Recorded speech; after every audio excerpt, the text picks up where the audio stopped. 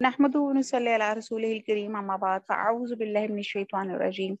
Rabbi इश्रह ली सदरी व यस्सिर ली अमरी वहलुल उक़दतम मिन लिसानी यफ़क़हू क़ौली रब्बि ज़िदनी इल्मा रब्बना फ़क़िहना फ़िद्दीन अल्लाहुम्मा इन्नी असअलुका इल्मन नाफ़िअन व अमलन मुतक़ब्बलन व रिज़्क़न तय्यिबन वासिअ। अस्सलामु अलैकुम व रहमतुल्लाहि व बरकातुहू। बिस्मिल्लाहिर रहमानिर रहीम। कि आज का जो हमारा पारा है वो है 19वां पारा है,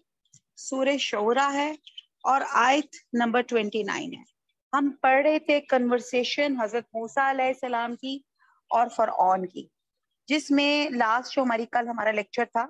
कि जिसमें मूसा अलैहिस्सलाम ने फरऔन को अल्लाह सुब्हाना ताला का इंट्रोडक्शन ये दिया था कि हमारा अल्लाह सुब्हाना ताला वो हैं जो मशरिक और मगरिब और जो कुछ इनके दरमियान में है सबका मालिक है। आयत नंबर 29, कौला कहा, ला इन अगर इत्तखस्ता बनाया तूने इलाहन गैरी यानी कि कोई और माबूद मेरे सिवा माबूद, ला अज अलन्ना का ला अलबत्ता जअलना बना दूंगा का तुझे, मैं जरूर बना दूंगा तुझे मिनल मसजूनीन। अब आपको पता है मसजूनीन, आप देखिए वो इसको कहते हैं कैद, ये लफ्ज़ हम पहले भी पढ़ चुके हैं। सिजन कहते हैं कैद को, सिजन सीन जीम और नून, और मसजूनीन कैदी कैद किए हुए। तो बा मुहावरा देखते हैं, फरौन ने कहा कि अगर तुमने मेरे सिवा किसी और को माबूद बनाया तो मैं तुम्हें कैद कर दूंगा। अब आप देखिए उसकी हाइट देखिए गुस्से की, फरौन की, कि फरौन के खुदाई के दावे की जो नौयत थी वो यूं थी कि दुनिया में जितने भी मुशरकीन या खुदाई के दावेदार गुजरे हैं वो सब ये बात तस्लीम करते थे कि इस कायनात का खालिक और मालिक अल्लाह सुब्हाना ताला है। फरौन भी ये कहता था कि वो खुदाई का दावेदार सिर्फ इन मायनों में करता था कि वो सियासी इक़्तिदार में किसी को और किसी की मुदाखलत उसको पसंद नहीं थी, जिसको कहते हैं ना मोनोपोली अपनी रखना चाह रहा था। और वो अल्लाह ताला को इस पूरी कायनात के खालिक और मालिक होने का कायल तो था, मगर इसकी कानूनी या सियासी हाकमियत का कायल नहीं था, और अपनी मुमलकत में अपने कानून ही को बालातर समझता था और अपनी राया को उसने अपने रास्ते पे लगाया हुआ था। और मूसा अलैहिस्सलाम ने इनसे जो मुतालबा किया वो बराह रास्त था, और वो उनके कानूनी और सियासी अख्तियारात पर एक सॉर्ट ऑफ हमला था। लिहाजा उसने हजरत मूसा अलैहिस्सलाम और उसके भाई को हुक्मरान के बागी करार देते हुए ये धमकी दी कि भाई अगर तुम अपने मुतालबे से बाज ना आए मैं तुम्हें मुल्की कानून बगावत के जुर्म में कैद में डाल दूंगा। तो ये आयत नंबर 29 में फरौन ने उसने कहा कि तुमने अगर मेरे अलावा किसी और को माबूद बनाया, उनको धमकी दी, यानी कि मेरे अलावा अगर किसी और को खुदा समझा तो मैं तुम्हें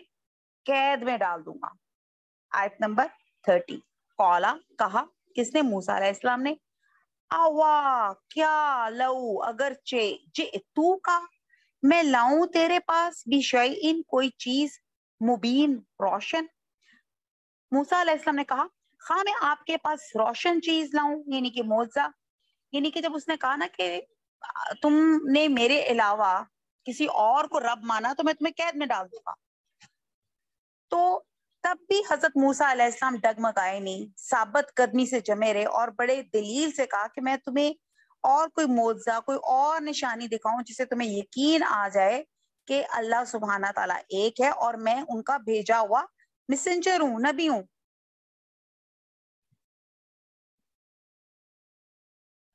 तो मूसा अलैहिस्सलाम ने कहा कि अगर मैं अल्लाह की अता करदा निशानियां तुम्हें दिखा के साबित कर दूं कि मैं फिल वाकई अल्लाह रब्बुल आलमीन की तरफ से रसूल हूं, तो क्या फिर भी तुम्हारा यही फैसला होगा? आयत नंबर 31, कौला कहा, फाती पस ले आ बिही उसको, इन कुंता अगर है तू मिन सादिकीन सच्चों में से। फरौन ने कहा कि अगर सच्चे हो तो इसे ला दिखाओ, यानी कि अब फरौन जो था ना उसने कहा कि रब तो मैं हूं, ठीक है, ये रब्बुल आलमीन क्या होता है? اب جب موسیٰ علیہ السلام نے بار بار تکرار کر کے اس کے ذہن میں ایک بات اس کے انگریوڈ کر دی کہ رب العالمین کوئی بالا تر ہستی ہے جو پوری کائنات کی خالق ہے اور مالک ہے اور سب کا پرورش کرنے والا ہے، اور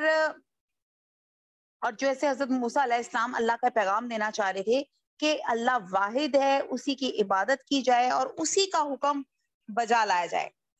اب بحث اس بات میں رہ گئی تھی کہ آیا موسیٰ علیہ السلام اس بالا تر ہستی کے رسول ہیں بھی یا نہیں؟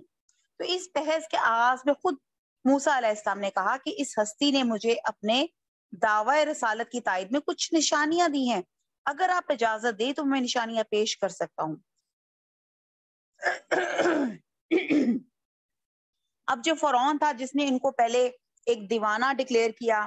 پھر اس کو زور ڈالا کہ اگر تم باز نہیں آئے تو میں تمہیں قید میں ڈال دوں گا، اس نے کہا چلیں اگر یہ اتنا کہہ رہے چلو دکھاؤ، اگر تم اپنے دعوے میں سچے ہو تو کوئی نشانی ہے تو پیش کرو۔ آیت نمبر 32، فَأَلْقَى، فا پس، القا ہوتا ہے ڈالنا، پس ڈال دی، عصاہو،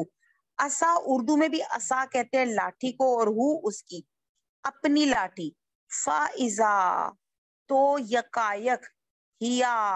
وہ، ثعبان، ثعبان کہتے ہیں استہا، اور مبین سرئی، کھلم کھلا۔ تو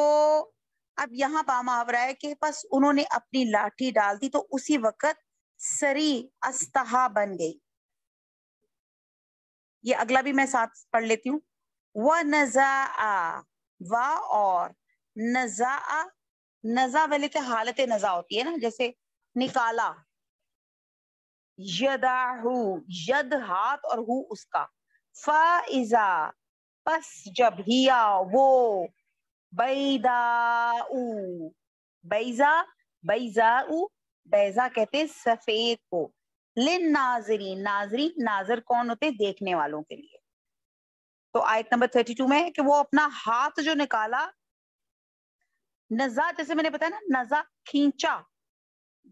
جان بھی کھچتی ہے نا جب نزا، حالت نزا ہوتی ہے، تو وہی نزا سے یہاں مراد ہے کہ وہ اور نکالا یا کھینچا اپنا ہاتھ، تو اسی دم دیکھنے والوں کے لیے سفید براق نظر آنے لگا۔ اب یہاں پہ حضرت موسیٰ علیہ السلام نے موسیٰ علیہ السلام نے فرعون سے اجازت لے کے اللہ کے دو معجزے جو اللہ تعالیٰ نے ان کو عطا فرمائے تھے وہ پیش کیے، کیونکہ جب فرعون نے موسیٰ علیہ السلام سے ان کی رسالت کے ثبوت کی نشانی مانگی، تو پھر آپ دیکھیں، آپ امیجینیشن میں لے کر آئیں کہ ایک دربار ہے اور ایک ہیئرنگ چل رہی ہے، کورٹ چل رہا ہے، اور ایک بندہ آپ کے اوپر الزام پہ الزام لگا رہا ہے اور آپ کو کہہ رہا ہے کہ ثابت کرو، تو آپ سوچیں کہ آپ امیجینیشن میں لے کر آئیں کہ حضرت موسیٰ علیہ السلام کھڑے ہیں اور ان کے ہاتھ میں لاٹھی ہے، انہوں نے دربار میں اپنا عصا زمین پہ پھینک دیا اور دیکھتے ہی دیکھتے وہ بڑا سانپ یا اژدہا بن کے فرعون کی طرف بڑھا۔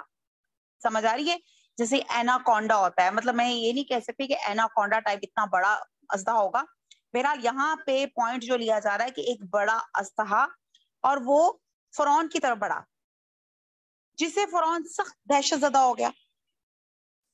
ظاہر ہے جی، جتنا مرضی آپ کے پاس کچھ ہو، لیکن ایک سانپ کو دیکھ کے بہادر سے بہادر انسان بھی جو ہے وہ خوف زدہ ہو جاتا ہے،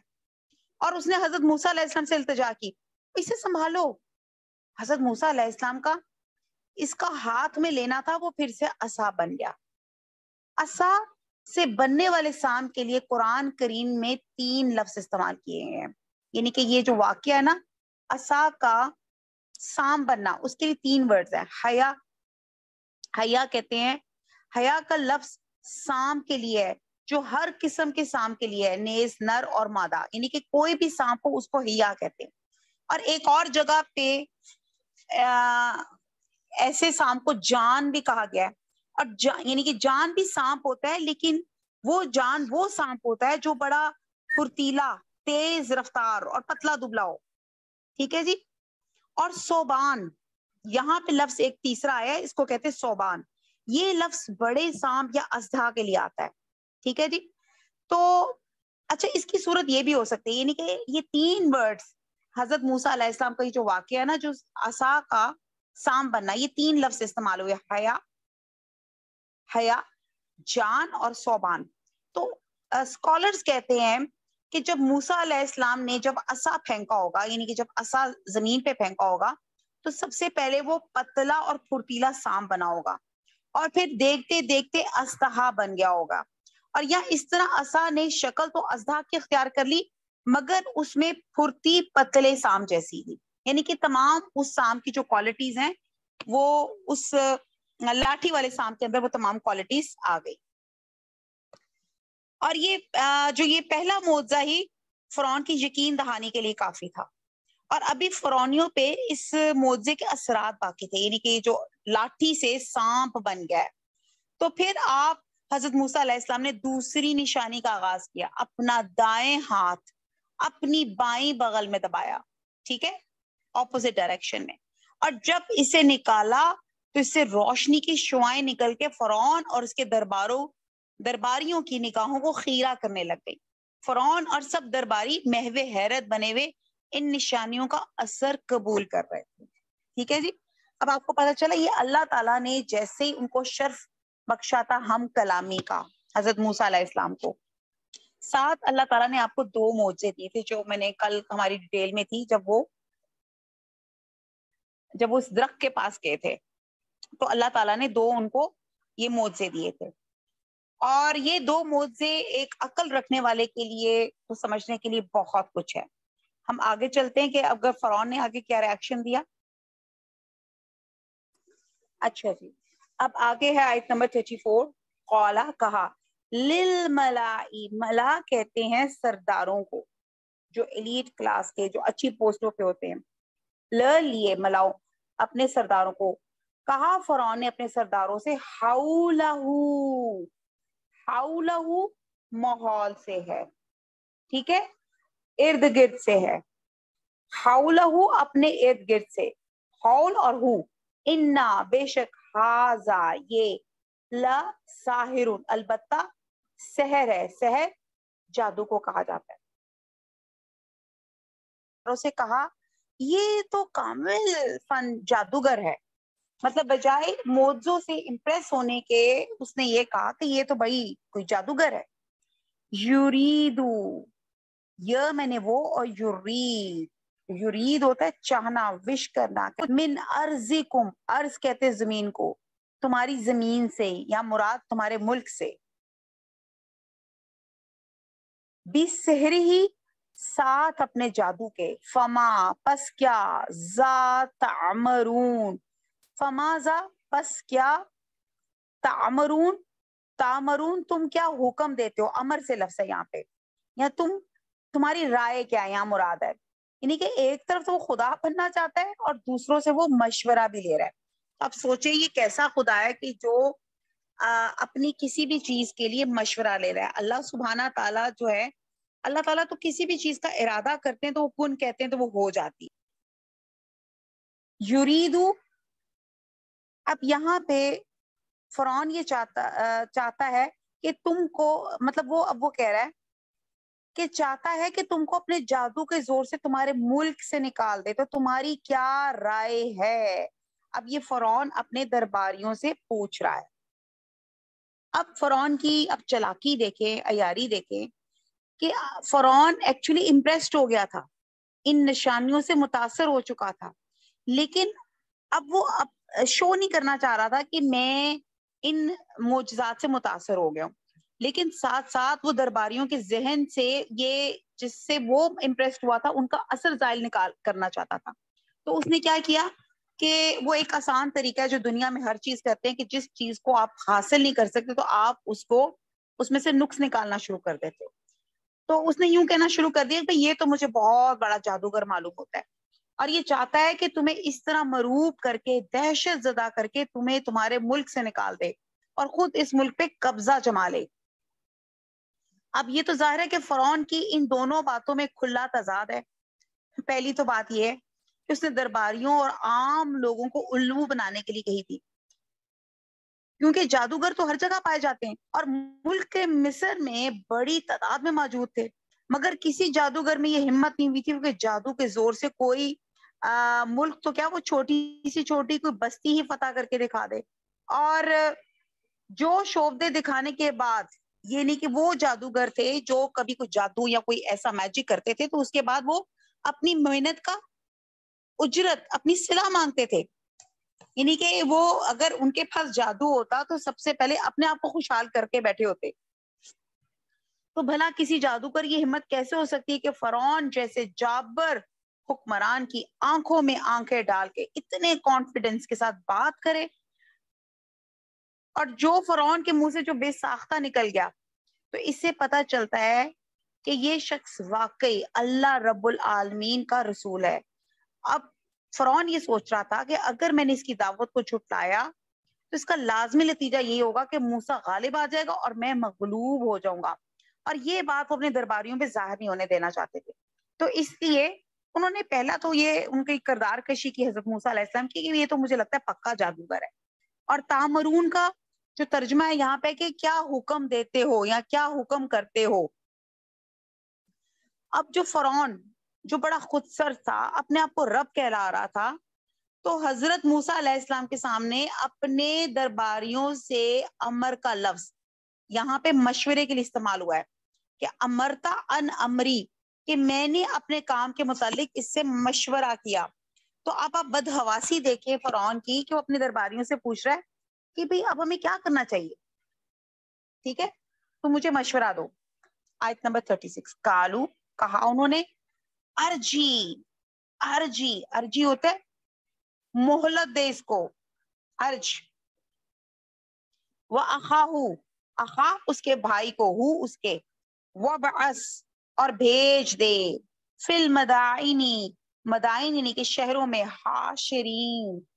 حشر ہوتا ہے ایک جگہ جمع کرنے کو کہتے ہیں، حاشرین اکٹھے کرنے والے یا جمع کرنے والے۔ تو انہوں نے کہا کہ اس کے اور اس کے بھائی کے بارے میں کچھ توقف کیجئے اور شہروں میں نقیب بھیج دیجئے، نقیب یعنی کہ سب کو جمع کر لیجئے، یاتو کا لائیں تیرے پاس، بکلی تمام، سحارن تمام سحر کرنے والے، جادوگر، علیم علم رکھنے والے، یعنی کہ جادوگر بھی کون سے ہوں، علم والے ہوں، اور سحار کہتے ہیں بڑے جادوگر کو، زبردست جادوگر، یعنی کہ جتنے بھی یہاں مراد دی جا رہی کہ جتنے بھی ماہر جادوگر ہیں ان سب کو اکٹھا کر لو۔ تو اب یہ مشورہ وہ یہ دے رہے ہیں کہ ان کو اور ان کے بھائی کو کچھ توقف کیجئے، یعنی کہ ٹھہریے، شہروں میں نقیب بھیج دیجئے، نقیب ہوتے ہیں مطلب سب کو اکٹھا کرنے والے بھیج دیجئے، کہ سب ماہر جادوگروں کو جمع کر کے آپ کے پاس لے آئیں۔ بس جمعہ جمع سے پس جمع ہو گئے، سحراتو، سحر ساحر سارے جادوگر، لی میقاتی مقررہ وقت تک، میقات یومی جس دن، اس دن، معلوم دن کے، تو جادوگر ایک مقررہ دن کی میعاد پر جمع ہو گئے کہ درباری حضرات عموماً جی حضور کہنے یا بڑی سرکار کی ہاں میں ہاں ملانے کے عادی ہوتے، ایسے ہی ہوتا ہے نا، جو جیتا اس کے ساتھ، جو بھی آپ کی بڑی پوسٹ ہے آپ اس کے ساتھ ایگری ہیں یا ڈس ایگری ہیں، آپ کا کام کیا ہے کہ آپ نے ہاں میں ہاں ملائے۔ تو ان درباریوں نے بھی آفت اسی میں سمجھی کہ ہاں میں ہاں ملائے، انہوں نے کہا ہاں جی بڑا جادوگر ہے اور ہمیں جادو کا مقابلہ تو جادو سے کرنا چاہیے۔ تو انہوں نے مشورہ فرعون کو یہ دیا کہ آپ ملک بھر کے چوٹی کے جادوگروں کو اپنے پاس بلا لیں جو اس کا مقابلہ کر سکے۔ اب ایکچولی فرعون بھی اپنے درباریوں سے ایسے جواب سننا چاہتا تھا، کیونکہ وہ اپنے درباریوں کو اور اپنے رائے کو اس چکر میں ڈالنا چاہتا تھا اور یہ ذہن نشین کرانا چاہتا تھا کہ موسیٰ علیہ السلام اور اس کے بھائی اللہ کے رسول نہیں، محض جادوگر ہیں۔ چنانچہ فرعون نے اپنے درباریوں سے مشورہ کر کے تمام شہروں کے نامور جادوگروں کو اپنے ہاں طلب کر لیا۔ آگے آ جاتا ہے وہ آیت نمبر 39،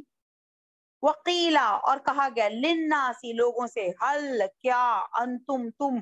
مجتمعون مجمع یعنی کہ مجمع کیا اکٹھے ہونے والے ہو اور لوگوں سے کہہ دیا کہ تم سب کو اکٹھے ہو جانا چاہیے. اب جادوگری کے مقابلے کے لیے حضرت موسیٰ علیہ السلام تو فوراً تیار ہو گئے. وقت کا بھی تعین باقی تھا تو حضرت موسیٰ علیہ السلام نے خود ہی یہ ان کو تجویز دی کہ یہ مقابلہ بھرے مجمع میں ہونا چاہیے اور اس کے لیے ان کے قومی میلے یا جشن نوروز کا دن سب سے مناسب ہے، جبکہ ارد گرد کے لوگ بھی اس قومی میلے میں شرکت کے لیے دارالخلافہ جیسے بڑے شہر میں پہنچ جائیں گے. اور پھر اس کے بعد وقت جو مقرر ہوا وہ چاشت کا وقت تجویز ہوا. اب آپ دیکھتے ہیں کہ چاشت کا وقت ایسا ہوتا ہے جس میں سورج کی روشنی پوری طرح کھل جاتی ہے اور دھوپ میں بھی گرمی کی شدت بھی نہیں ہوتی. جب مقابلے کے وقت کی تعین ہو گیا تو فرعون نے اپنے درباریوں سے سوال کیا جیسے خوشی کی بات ہو کہ لوگ زیادہ سے زیادہ اس میں اجتماع میں شریک ہو. اب فرعون جو تھا اس نے کہا کہ اتنے بڑے جادوگروں کو میں نے دنیا کے اپنے ملک کے بڑے ایڑی چوٹی کے بڑے بہترین جادوگروں کو اکٹھا کیا ہے اور اس کو یہ بات لگی کہ اچھی بات ہے. اب یہ جو موسیٰ علیہ السلام یہ جو غلط دعویٰ کریں یہ ثابت ہو جائے گا. اور یہاں پہ اللہ سبحانہ تعالیٰ نے حضرت موسیٰ کے دل میں یہ بات ڈالی کہ ہاں مجمع اکٹھا کرو اور وہ خاص طور پہ وہ تہوار کا دن جس میں سب یعنی کہ ایک تو ہوتا ہے نا کہ لوکل لوگ جمع ہوتے ہیں، اس میں ہوتے ہیں کہ جو لوکل جو نان لوکل جو دوسرے کسی اور شہروں کے لوگ ہوتے ہیں نا وہ بھی اس میلے میں جمع ہونے کے لیے آ جاتے ہیں. تو پھر ایک منادی ہو گئی کہ ایک مقابلہ ہوگا تو سب جو تھے نا اجتماع یعنی کہ سب لوگ وہاں پہ اکٹھے ہو گئے اور چاش کا وقت تھا جس کو کہتے ہیں نا تاکہ کلیئر کٹ نظر آئے، کوئی آنکھوں کا شوبدہ بازی نہ لگے اور آپ کو یہ نہ لگے کوئی شاید لائٹ کا کوئی ایفیکٹ ہے اور کلیئر کٹ نظر آئے. لا اللہ نا آیت نمبر 40 لا میں نے البتہ یہاں تاکہ اللہ نہ پورے کا مطلب ہوتا ہے تاکہ لا اللہ کا مطلب پورا ہوتا ہے تاکہ اور نہ ہم تاکہ ہم نتا اتباع سے ہے پیروی کریں گے سہاراتا جادوگروں کی. ٹھیک ہے جی. ان اگر کانو ہو ہم وہ الغالبین غالب آنے والے.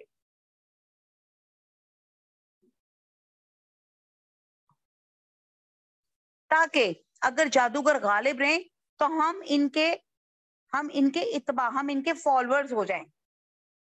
آیت نمبر 41 فلما پھر جب آ گئے سحراتا السحرات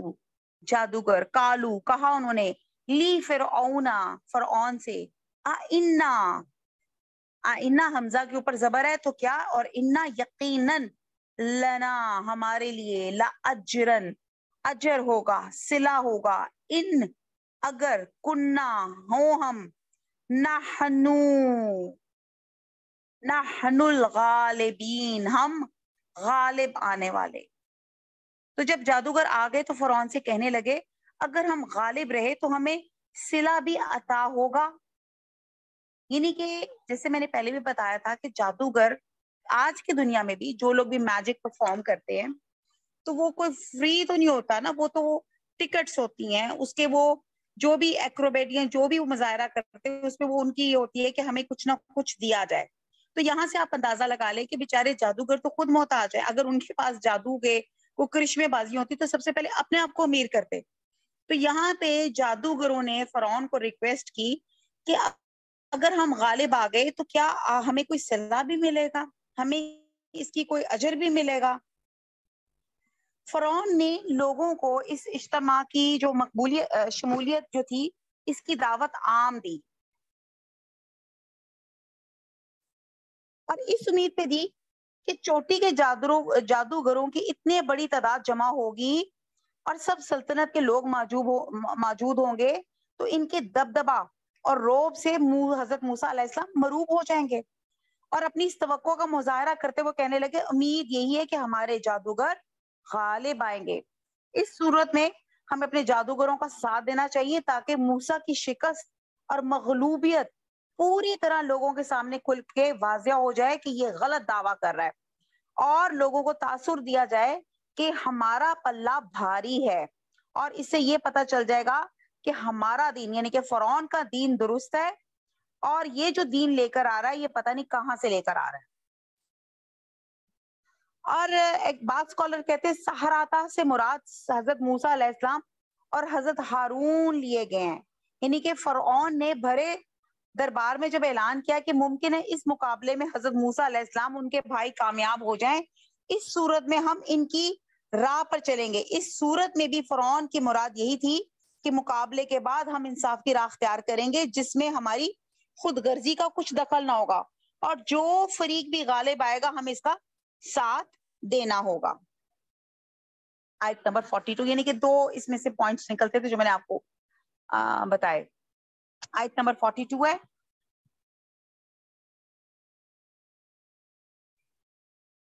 قالا فرعون نے کہا، نعم،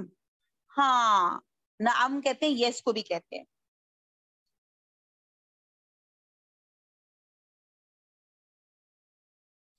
وَإِنَّكُمْ، اور بے شک تم، اذن اس وقت، لَمِنَ الْمُقَرَّبِينَ، اس وقت مقربین میں سے ہو گئے۔ فرعون نے کہا کہ ہاں، اور تم مقربوں میں داخل کر لیے جاؤ گے۔ اب یہاں پہ فرعون نے ان کو پوسٹ کا لالچ بھی دیا، اور ان کو کہا کہ ہاں اگر تم نے ان کو ہرا دیا تو میں تمہیں مقربین میں یعنی کہ قریبی لوگوں میں شامل کر دوں گا، وہ جیسے ہوتا ہے نا پرسنل اسسٹنٹ، یا نواز دوں گا آپ کو بہت زیادہ۔ تو مقررہ وقت سے پہلے جب تمام جادوگر تمام جگہوں سے مختلف جگہوں سے ہوتے ہوئے دارالخلافہ پہنچے تو انہوں نے مل کے فرعون سے سوال کیا کہ اگر ہم کامیاب ہو گئے ہمیں کچھ معاوضہ یا انعام ملے گا۔ جادوگروں کے اس سوال سے ان کی ذہنیت سامنے آ جاتی ہے کہ جو کچھ کرتے ہیں وہ اپنے پیٹ کی خاطر کرتے ہیں، اپنے کمانے کی خاطر کرتے ہیں، اس کے علاوہ ان کا کوئی اور نظریہ نہیں ہوتا۔ اور جبکہ ہم دیکھتے ہیں کہ جب یہ میں آپ کو ایک فرق بتا رہی ہوں نبی میں اور جادوگر میں، جبکہ نبی لوگوں کے معاوضے سے متعلقاً بے نیاز ہوتے ہیں، وہ انتہائی مخلص اور بے لوث ہو کے اللہ کی رضامندی کی خاطر اپنا فریضہ سر انجام دیتے ہیں۔ اور جو جادوگر ہوتے ہیں وہ ایک فائنینشلی یا کسی مٹیریل کے پوائنٹ کے لیے وہ کام کرتے ہیں، لیکن نبی جو ہوتے ہیں وہ اللہ کے لیے کام کرتے ہیں۔ اور فرعون کی اس وقت جان پر بنی تھی تو اس نے جادوگروں کے اس سوال پہ فوراً کہا کہ محض انعام اکرام کی کیا بات ہے بھی، اگر تم کامیاب ہو گئے میں تمہیں بہت بلند پوسٹ دوں گا اور تم بلکہ میرے مقربین میں سے ہو جاؤ گے، یعنی کہ قریبی لوگوں میں سے ہو جاؤ گے۔ آیت نمبر 43، قال لہم، کہا انہوں نے، قال لہم کہا ان سے، موسیٰ نے، القو تم ڈالو، ما جو تم ملقون ڈالنے والے ہو۔ تو حضرت موسیٰ علیہ السلام نے ان سے کہا جو چیز ڈالنی چاہتے ہو ڈالو۔ فَأَلْقَوْا، پس ڈالی انہوں نے، حبالہم، حبال کہتے ہیں رسی کو، اور یہاں حبال ہو گیا حبل اور حبال اس کی جمع، اپنی رسیاں، وَأَسَيَّهُمْ، اسیہم عصا سے ہے، اور ان کی عصا یا ان کی لاٹیاں، وقالو، اور کہا انہوں نے، بعزتی، میں نے ساتھ عزت کے یعنی کہ عزت کی قسم، فرعون کے، انا بے شک، لا نحنو البتہ ہم، الغالبون غالب رہیں گے۔ تو انہوں نے اپنی رسیاں اور لاٹیاں ڈالی اور کہنے لگے فرعون کے اقبال کی قسم ہم ضرور غالب رہیں گے۔ آیت نمبر 45، فَأَلْقَا، پھر ڈالی موسیٰ علیہ السلام نے، عصاہو، اپنی عصا، اپنی لاٹھی، فَإِذَا حِيَا، تو یکایک وہ، تلقف ہوتا ہے نگلنے لگی، سوالو کرنے لگی، ما یافکون، ما جو یافکون، جو انہوں نے افک ہوتا ہے جھوٹ، یا جو انہوں نے بنایا تھا، ٹھیک ہے جی، جو انہوں نے جھوٹ گھڑا تھا۔ پھر موسیٰ علیہ السلام نے اپنی لاٹھی ڈالی تو وہ ان چیزوں کو جو جادوگروں نے بنائی تھی نگلنے لگی۔ فَأُلْقِيَا، پس उल्किया फिर वो गिर पड़े, उल्की होता डालना, तो यहाँ पे कॉन्टेक्स्ट के हिसाब से होगा कि डालने की बजाय कि वो गिर पड़े या वो गिर पड़े। अस्सहरातु, सहारातु साहिर जादूगर, साजिदीन सजदा करते हुए, तब जादूगर सजदे में गिर पड़े। आलू कहा उन्होंने, आमन्ना बिरब्बिल आलमीन, हम ईमान लाए तमाम जहान के मालिक पर ईमान लाए, रब्बे मूसा व हारून, जो मूसा अलैहिस्सलाम और हारून अलैहिस्सलाम का मालिक है। अब ये मैंने आयात 48 तक पढ़ी। अब ये एक पूरी एक स्टोरी है जो उम्मीद है सबको वैसे एक तो पता भी होगी।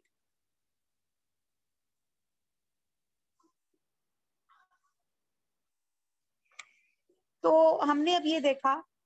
आयत नंबर जैसे 43 में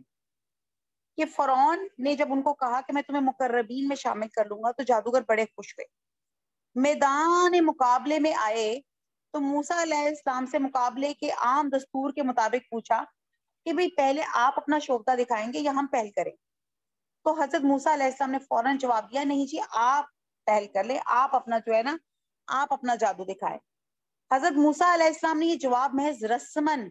या रवाजन या इज्जत अफजाई के तौर पे नहीं किया था कि भाई आप अपनी पहल कर लें। हजरत मूसा अलैहिस्सलाम ने ये जवाब जो दिया था वो ये चाहते थे कि बातिल पूरी तरह अपना मुजाहरा कर ले, यानी कि जो कुछ वो करना चाहते हैं कर लें, और इसके बाद हक की फतह पूरी तरह वाजिया हो जाए। गया था कि दारुल खलाफा में बादशाह सलामत के यहाँ 2 जादूगर आए हुए हैं, और इनमें से एक लाठी फेंकता तो सांप बन जाता है, और यही उसका सबसे बड़ा जो है शोभा है या मैजिक है। तो इन लोगों तो उन्होंने क्या किया, उन्होंने इसके लिए खास तौर पे इस चीज की उन्होंने इसको कहते हैं खास तैयारी कर रखी हुई थी कि भाई इसके पास एक ही शोभा है हजरत मूसा अलैहिस्सलाम की कि भाई ये लाठी पिंगाता है और वो अजदा बन जाती है। तो उन्होंने कुछ इस पे प्रैक्टिस की हुई थी, उन्होंने अपनी तमाम लाठियां रस्सियां उन्होंने जब मैदान पे फेंकी तो वो लोगों को चलते फिरते सांप नजर आने लगे, और वो इतने ज्यादा तादाद में सांप थे कि यूं लग रहा था कि सारा मैदान सांपों से भर गया है, और सारा मजमा ये देखे दहशत ज़दा होने लगा। और हत्ता कि हजरत मूसा अलैहिस्सलाम वो भी दिल में डरने लगे जब उन्होंने इतने ज्यादा सांप देखे।